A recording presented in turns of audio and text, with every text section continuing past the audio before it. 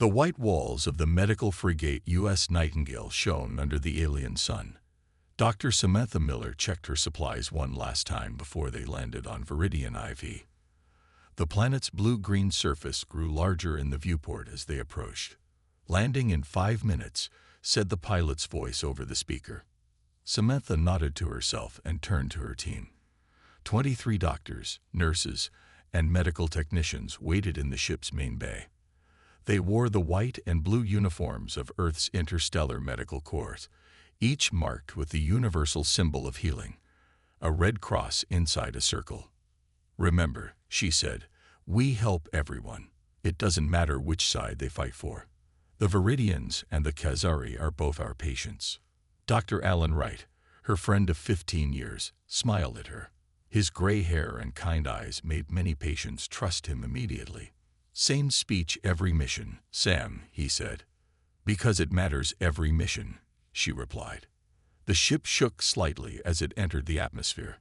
Through the small windows, they could see smoke rising from several cities. The war between the native Viridians and the invading Khazari had lasted 3 years already. Frank Porter, a nurse with arms like tree trunks, secured the last crate of blood plasma. "I heard the fighting got worse last week. We'll have our hands full." Dr. Lisa Chen, the youngest team member on her first off-world mission, looked nervous. "What if they don't respect our neutral status?" "They always do," Samantha assured her. "Both sides signed the Galactic Medical Protection Treaty. Our ships and uniforms are clearly marked. We're here to save lives, not take sides." The ship landed with a gentle bump on an open field 10 miles from the front lines. They could set up their medical station here and treat wounded from both armies. "Let's move," Samantha ordered, and her team began unloading equipment. They had barely started when the ship's alarm blared. The pilot's panicked voice came over the speaker. "Incoming ships. Khazari warship approaching fast." Samantha rushed to the communication station. "This is Dr. Samantha Miller of the Earth Interstellar Medical Corps.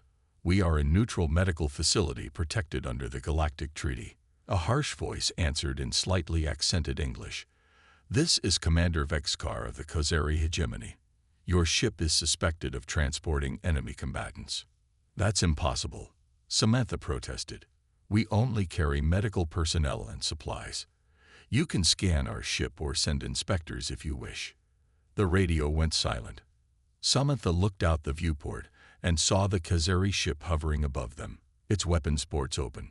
"They wouldn't dare," Alan said, standing beside her. "Not against a medical ship."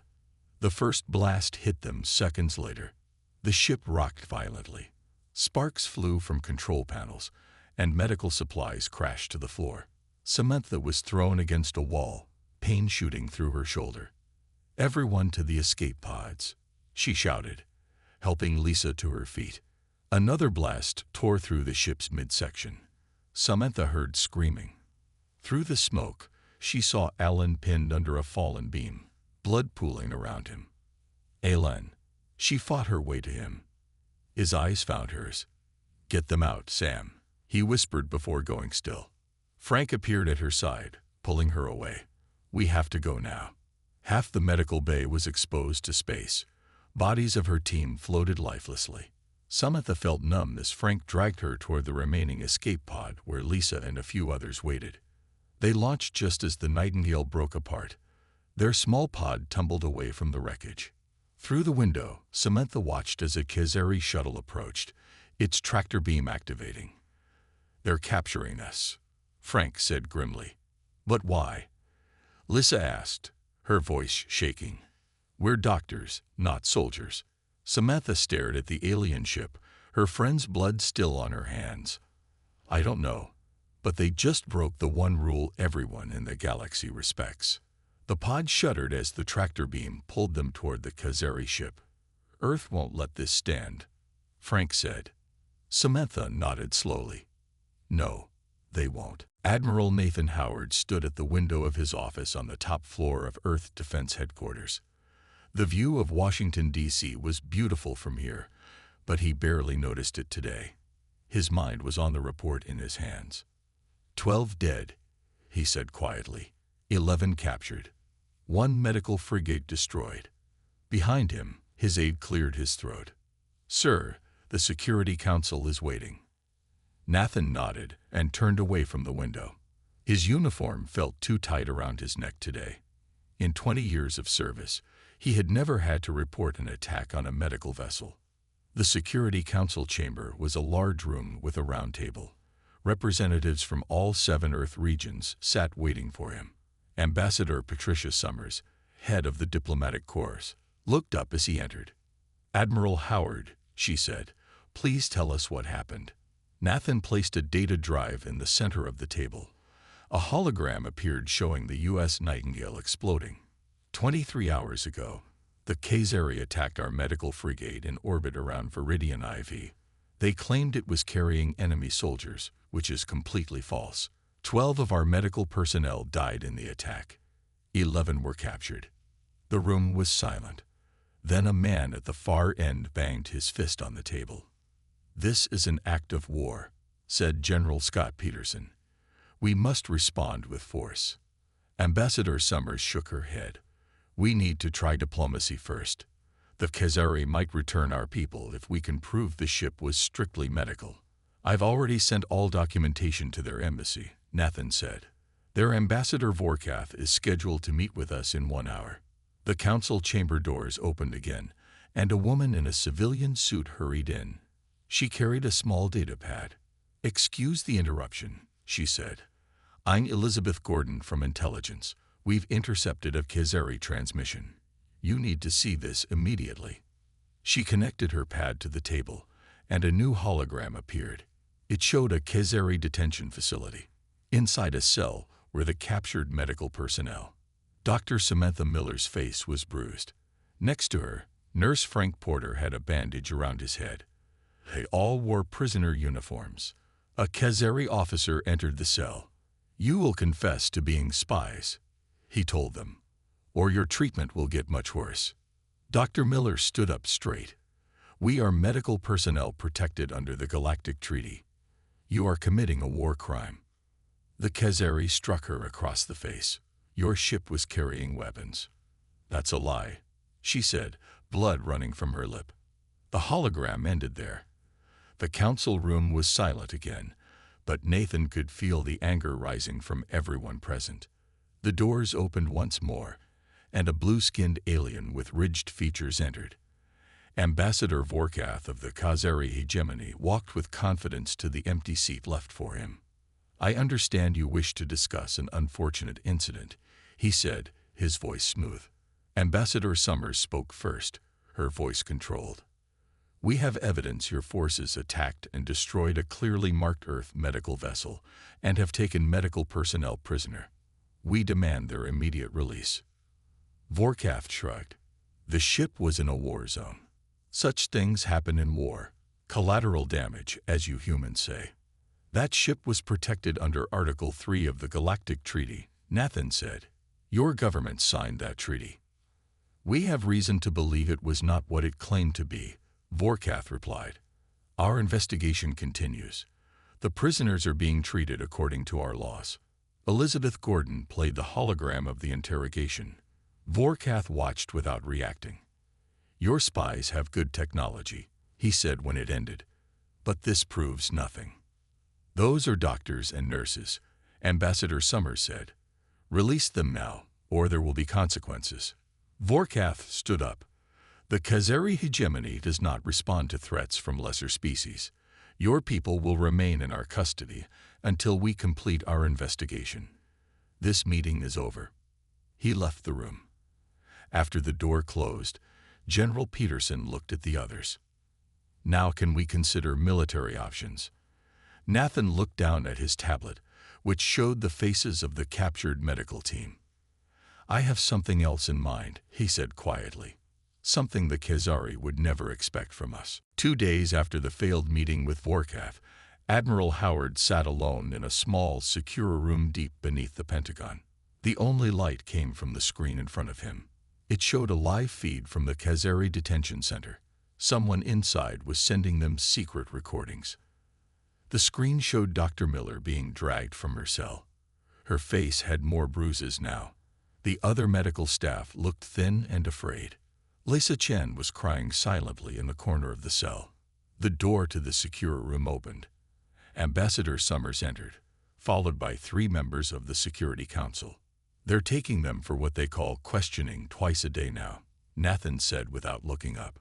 Patricia Summers watched the screen, her face grim. "The Galactic Council is still debating whether to intervene.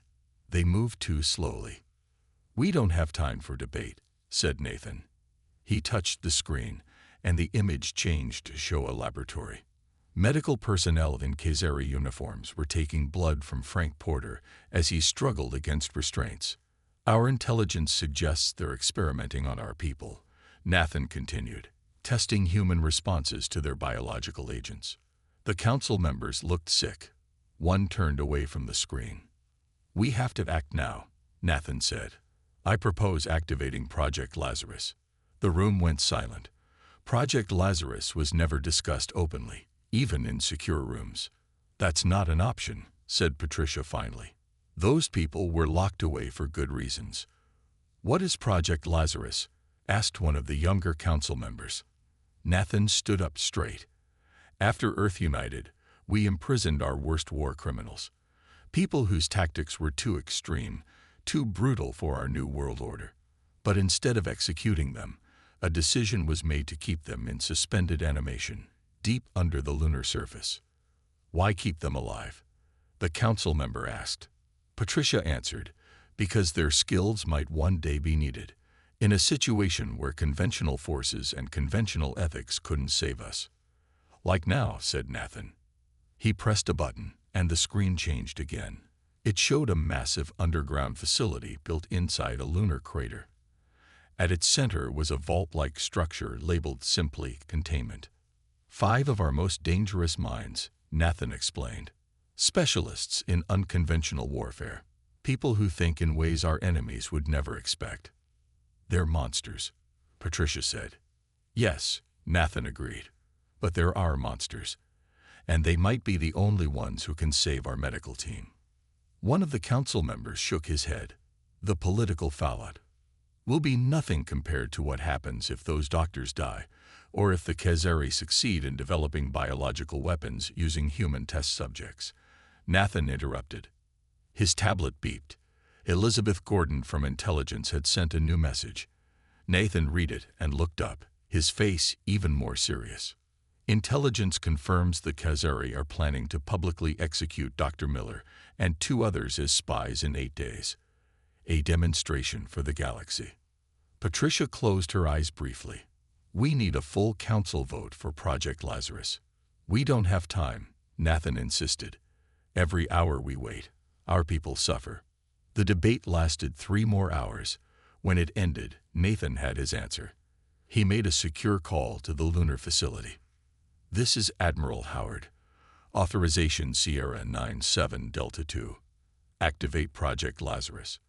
Prepare all 5 subjects for revival." The voice on the other end hesitated. "Sir, are you certain?" "This authorization hasn't been used since the facility was built." "I'm certain," Nathan said. "And send Colonel Eric Daniels to oversee the mission. He's the only one they might listen to." As he ended the call, Patricia approached him. "I hope you know what you're doing, Nathan. These people were locked away because they're dangerous." Nathan looked back at the screen showing the suffering medical personnel. The Khazari wanted to see humanity's true nature. They're about to get their wish. Colonel Eric Daniels stood before 5 frosted pods in the deepest level of the lunar facility known as the Vault. The room was cold, kept at near-freezing temperatures. His breath formed small clouds in front of his face. "How long until they're fully awake?" he asked the medical officer beside him. "About 5 minutes, sir," she replied. "Their vital signs are already stabilizing." Eric nodded and checked his watch. 12 hours had passed since Admiral Howard's call. 12 hours since Project Lazarus was activated for the first time. The first pod's glass cover slid open with a hiss. A woman sat up slowly, her dark hair falling around her shoulders. She blinked, adjusting to the light, then looked directly at Eric. "Maria Sanchez," Eric said. Welcome back to the world of the living. Maria stretched her arms, examining them as if surprised to find herself solid. How long? 27 years, Eric replied. She nodded, processing this information. Maria Sanchez had once been the most feared guerrilla leader in the South American conflict. She could turn civilians into soldiers in days and make any terrain a death trap for her enemies. The second pod opened. A tall man with calculating eyes and a trim beard emerged. John Bell had been a general whose psychological warfare tactics had broken enemy forces without firing a shot. His campaigns had been brutally effective, but were later deemed too extreme for civilized warfare. The third pod revealed Catherine White, a weapons developer whose inventions had been banned under galactic conventions. She was small and looked harmless, but her mind had created some of the most devastating non-nuclear weapons in human history. From the fourth pod came Kevin Ross, a tech specialist who could hack any system. His cyberattacks had once shut down the power grid of an entire continent for 3 days. The last to emerge was Peter Blackwood, a former Special Forces commander whose units had been known for appearing like ghosts behind enemy lines. His operations had always succeeded, but with methods that violated every rule of engagement. All five stood now, looking at Eric with varying expressions of curiosity and suspicion. "Why are we awake?" Bell asked. His voice was soft but carried authority. Eric gestured to a table in the center of the room. "Please sit. I'll explain everything." The five took seats around the table. Eric pressed a button, and a hologram appeared above the table showing the attack on the medical frigate. 3 days ago, a Khazari warship attacked an Earth medical vessel, Eric explained. 12 medical personnel died. 11 were captured. "Khazari," said Catherine White, studying the alien ship in the hologram. "The ridgeheads from the Orion sector." Eric nodded. "They're holding our people as prisoners, experimenting on them, and they plan to execute some of them as spies in a week." "What does this have to do with us?" asked Peter Blackwood. "We need you to get our people back," Eric said simply. The five exchanged glances. "Why us?" Maria asked. "Earth has special forces now. Better trained, better equipped than in our time." "Because they'd expect special forces," Eric replied. "They're watching for a military response. They're not watching for you." "What's the deal?" Kevin Ross asked, his eyes narrow. "There's always a deal." Eric nodded. "Full pardons, new identities, freedom." John Bell smiled slightly. "And if we refuse?" "Back in the pods," Eric said. "But I don't think you'll refuse. You've all been frozen for decades. The world moved on without you. This is your chance to matter again." Maria looked at the hologram, which now showed images of the captured medical personnel. "Doctors," she said softly. "They attacked doctors." "Yes," Eric confirmed. "Neutral medical personnel protected under galactic law." Catherine White leaned forward. "What resources do we get?" "A stealth ship called the Phantom. Whatever equipment you need. And operational freedom." "No rules of engagement?" Peter asked. "Just one condition," Eric said. "Minimize collateral damage to innocents. Otherwise, you do what you need to do." Bell watched Eric carefully. "You're desperate." "Yes," Eric admitted. "We are." The five war criminals looked at each other, decades in frozen sleep, but their minds were still sharp, each calculating, weighing options. "I'm in," Maria said first. "I always hated bullies." One by one, the others agreed. Eric felt both relief and unease. These five were humanity's worst and best hope. "Welcome to Project Lazarus," he said. "We leave for the Phantom in 1 hour." The Phantom slipped through space like a shadow. Its black hull absorbed light rather than reflecting it.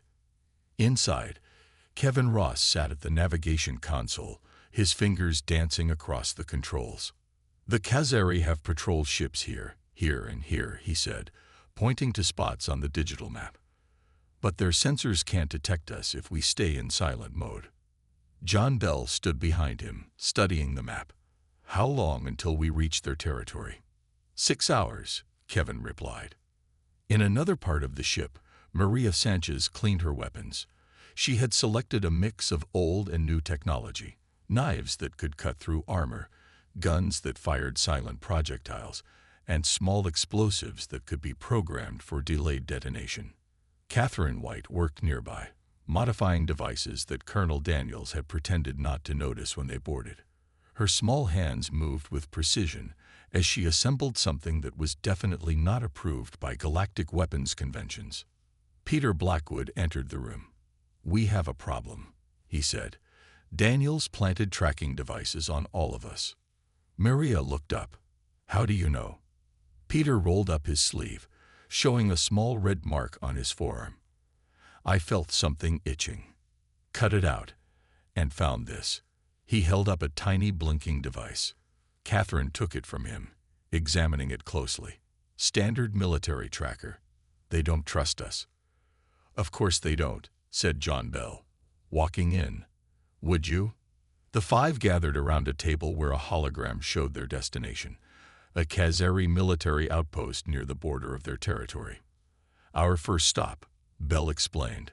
"According to intelligence, there's a mid-level commander stationed there who knows where they're keeping the medical personnel." "How do we get him to talk?" Kevin asked. Bell smiled slightly. "That's my specialty." 6 hours later, the Phantom drifted silently toward a small moon orbiting a gas giant. The Khazari outpost sat on its surface, a collection of low buildings surrounded by a force field. "Their security is good," Kevin said, studying the outpost's systems through his computer, "but not good enough." His fingers moved rapidly across his keyboard. "There, I've created a gap in their sensor grid.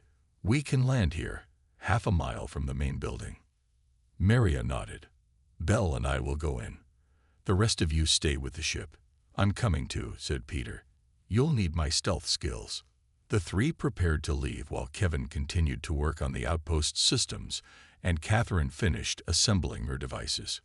"Remember," Bell said, "we need this commander alive and talking." They landed the Phantom in the shadow of a crater.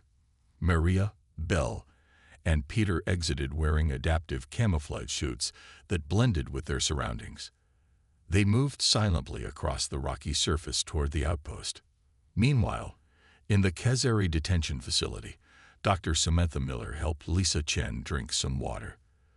The young doctor was weak from the daily questioning sessions.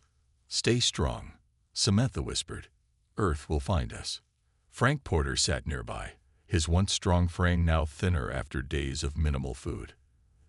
"They killed Paul yesterday," he said quietly, referring to Dr. Paul Green who had died during an escape attempt. "I know," Samantha said. Her eyes were hollow but determined. "We need to be ready to move when help comes." "If help comes," Lisa said, her voice barely audible. Outside their cell, they heard the sound of Khazari officers talking excitedly. One phrase was repeated several times. "Public demonstration." A guard approached their cell. "You," he said, pointing at Samantha. "The commander wants to see you." Back at the outpost, Maria, Bell, and Peter had reached the perimeter. Kevin's voice came through their earpieces. "Security cameras looping now. You have 4 minutes to get inside before the system resets." They slipped through the gap in the force field and moved toward the main building. 2 guards stood at the entrance. Peter raised his weapon, but Bell shook his head. "No noise," he whispered. Maria nodded and moved forward like a ghost. The first guard never saw her coming. The second turned just as Peter reached him. Both guards were unconscious in seconds. "We're in," Maria reported. "Kevin, find us that commander." "East Wing, 2nd floor," Kevin replied. "And you need to hurry. I just intercepted a message. The Khazari are moving up the execution. It's scheduled for tomorrow." Inside the Khazari outpost, Bell moved with practiced confidence. He looked like he belonged there. Years of psychological warfare had taught him that attitude mattered more than disguise. Maria and Peter moved like shadows behind him. "The commander's office is ahead," Kevin's voice said through their earpieces. 2 guards outside the door. Belle nodded to Maria. She slipped forward, two small devices in her palm. When she was 10 feet from the guards, she let the devices fall to the floor. They rolled silently toward the guards and released a colorless gas. Both guards slumped to the floor within seconds. "Clear," Maria whispered. Belle approached the door and pressed his hand against the scanner. Earlier, Kevin had uploaded fake credentials into the system. The door slid open. Inside, a Khazari officer sat at a desk. His blue skin had a gray tint, marking him as older than most of his kind. He looked up, surprised to see humans in his office. "Whoa," he began, but Peter was already behind him, pressing a knife against his throat. "Commander Trazek," Belle said pleasantly. "We need information." The commander's eyes narrowed. "I will tell you nothing." Belle smiled. "You haven't heard what I'm asking yet." He pulled out a small device and placed it on the desk. It projected a hologram of the captured medical personnel. "Where are they being held?" "Spies," the commander spat. "They will face justice tomorrow." "They are doctors," Belle said, his voice still calm. "And you'll tell us where they are."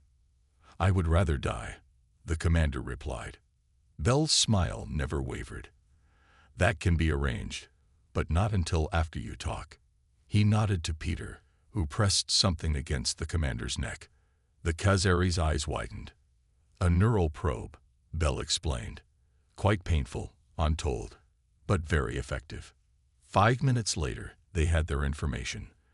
The medical personnel were being held in a detention facility on Viridian II, the second moon of Viridian IV. The execution was scheduled for the next day. "He's unconscious," Peter said, removing the probe from the commander's neck. "Good," Belle replied. "Kevin, did you get all that?" "Yes," Kevin's voice said in their ears. "I'm plotting a course to Viridian II now. And I found something else while in their systems. They're developing biological weapons using human tissue." Maria's face hardened. "Let's move." Back on the Phantom, Catherine had finished her work. 5 small devices sat on the table in front of her. Each was no bigger than a coin. "Disruptors," she explained when the others returned. "They'll shut down any electronic system within 20 feet, useful for security doors, force fields, and weapons." Kevin looked up from his console. "Course set for Viridian II. We'll arrive in 3 hours if we push the engines." "Do it," Belle ordered. In the detention facility, Dr. Samantha Miller stood before the Khazari facility commander. Her legs shook from weakness, but she kept her back straight. "Tomorrow," the commander said, "you and 2 others will be executed as Earth spies. The execution will be broadcast across the galaxy as a warning." "We are medical personnel," Samantha said, her voice hoarse. "This violates every law of war." The commander leaned close to her face. "Your samples have been most useful for our research. Your bodies will serve the hegemony one last time." Guards dragged her back to the cell she shared with the others. Frank helped her to sit down. "What did they say?" he asked. "Tomorrow," she whispered. "They're going to kill 3 of us tomorrow." Lisa began to cry softly. The others sat in grim silence. Outside the cell, something small and round rolled across the floor, stopping near a guard's foot. The guard bent to examine it. A moment later, all the lights in the detention block went out. On the Phantom, now in orbit around Viridian II, Maria Sanchez checked her weapons one last time. Catherine distributed her devices to each team member. "The plan is simple," Belle said. "Maria leads the main assault on the south entrance as a diversion. Peter, Kevin, and I infiltrate through the service tunnels. Catherine monitors from here and disables their communications." "What about the prisoners?" Peter asked. "They'll be weak." "There are only 7 left alive," Belle said grimly. "We can carry them if needed." Maria looked at each of them. "This is what we do best. Let's remind the galaxy why Earth locked us away." Alarms blared across the Khazari detention facility. Red emergency lights cast strange shadows as guards rushed toward the south entrance. Explosions shook the building. Maria Sanchez moved like a dancer through the chaos, her weapons taking down 3 guards with each precise movement. "South entrance is hot," she reported into her communicator, "bringing all guards my way." Meanwhile, Belle, Peter, and Kevin emerged from a service tunnel into the lower level of the facility. The corridor was empty, all personnel responding to Maria's diversion. "Status?" Belle asked. Kevin checked his device. "Detention cells are 1 level up. 7 life signs showing human readings." They moved quickly through the dim corridors. When they reached a locked security door, Catherine's voice came through their earpieces. "Use a disruptor on that door. And hurry. I've intercepted communications. They're moving the prisoners to a transport ship." Peter placed one of Catherine's small devices on the door. It sparked briefly, and the lock disengaged. Beyond lay a corridor with cells on both sides. Most were empty, but at the far end, they saw movement. Dr. Samantha Miller heard the door open and tensed. Were they coming for the execution already? The other 6 survivors huddled together. Frank Porter stood protectively in front of Lisa Chen. Instead of Khazari guards, 3 humans appeared outside their cell. They wore unfamiliar combat gear, not Earth military uniforms. "Dr. Miller," one of them asked. "Yes," she answered cautiously. The man placed another small device on their cell door. It clicked open. "I'm John Bell. We're here to take you home." "Who are you?" Frank asked, as they helped the weakened medical personnel to their feet. "The solution to your problem," Bell replied simply. Kevin was checking the other cells when he called out, "Over here. I found something." In the last cell, medical equipment lined the walls. Samples labeled with human names sat in cooling units. Data screens showed test results of various biological agents. "They were using our people as test subjects," Kevin said, his voice hard. Bell looked at Dr. Miller. "Can you walk?" She nodded. "Yes, but others need help." Peter and Kevin helped the weakest of the medical personnel, while Bell led the way. Samantha noticed how these men moved. Efficient, ruthless, nothing like the Earth military she knew. There was something cold in their eyes. "We need to hurry," Bell said. "Maria can't hold them off forever." As if on cue, Maria's voice came through their communicators. "I've got at least 30 guards engaging. Moving to Phase 2. They heard more explosions from the south end of the facility. "This way," Bell directed, leading them toward a different exit than the one they had entered through.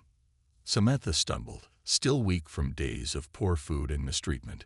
Bell caught her arm. "Who are you people?" she asked. "You're not regular military." Bell gave her a measured look. "Let's just say Earth decided to unleash its more unconventional assets." As they moved through the corridors, they encountered 2 guards. Peter eliminated them before they could even raise their weapons. The efficiency of the killing shocked the medical personnel. When they reached an exit door, Kevin connected his device to the control panel. "Catherine, we're at exit point B, need extraction." "On my way," Catherine replied. 90 seconds. A squad of Khazari guards appeared at the end of the corridor, weapons raised. Bell pushed the medical personnel behind him and pulled out what looked like a small silver ball. "Cover your eyes," he ordered. The device hit the floor in front of the guards and erupted in a blinding flash. When the light faded, the guards lay motionless on the ground. "What was that?" Lisa asked, her voice trembling. "Neural disruptor," Bell replied. "Banned in 16 systems." Outside, a sleek black shuttle descended from the sky. Its side door opened to reveal Catherine at the controls. "Get in," she shouted. As they loaded the rescued medical personnel, Samantha looked back at the facility. The south section was engulfed in flames. She saw a single figure running toward them, Maria, still firing at pursuers as she retreated. "Is this how Earth conducts rescue operations now?" Samantha asked Bell as the shuttle lifted off. "No," he replied. "We're something else entirely." The shuttle docked with the Phantom as 3 Khazari warships appeared on the scanners. "They're onto us," Kevin said, rushing to the navigation console. charging jump engines. Catherine helped the medical personnel into seats while Belle and Maria joined Kevin at the front of the ship. "How long until we can jump?" Belle asked. 3 minutes, Kevin replied. "Those warships will be in firing range in 2. Belle looked at Maria.